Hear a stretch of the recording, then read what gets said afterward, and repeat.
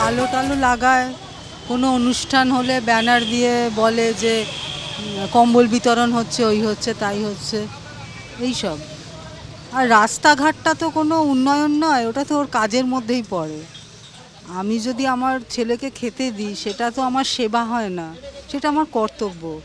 সেবা ব্যাপারটা তো অন্য জিনিস না, মানে উন্নয়ন যেটা মানে ডেভেলপমেন্ট যেটা, সেটা তো আজকে আমার ছেলে এখানে কোনো কাজ নেই, আমার ছেলে মেকানিক্যাল ইঞ্জিনিয়ার, এখন মণিপাল থেকে এআই এর ওপর করেছে, এমএসসি করলো, যাই হোক এমবিএও করেছে।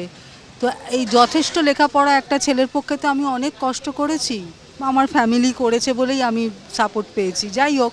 কিন্তু এখানে চাকরি করলে কোনো মাইনে দিচ্ছে না, অর্ধেক মাইনে দিয়ে একটা শিক্ষিত ছেলেকে বলছে যে পরে আরও বাকি রাখো, এরকম 3-4 মাস দেখার পর আমার ছেলে বললো, মা আমি তো এইভাবে চালাতে পারবো না। অটোমেটিক্যালি সে এখন হায়দ্রাবাদে, সে তো জনসন অ্যান্ড জনসনে সে চান্স পেয়ে গেছে এখন।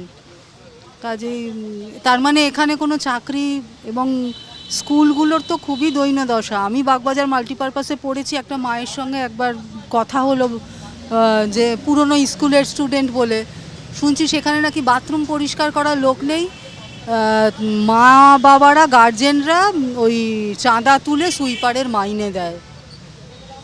মানে এগুলো পথ চলতি, মানে সাধারণ কথাবার্তা বলছি। তাহলে উনি আমাদের এখানকার বিধায়ক, বাগবাজার মাল্টিপারপাসের খবর যদি আমার মতন একটা সাধারণ মানুষ, এরকম হয়তো আরও অনেক স্কুল আছে, সরস্বতী আছে বা বাগবাজার হাই স্কুল আছে বা সিস্টার নিবেদিতা আছে, আমি জানি না, তো আমি যদি জানতে পারি তাহলে ওনারও তো এটা জানার কথা।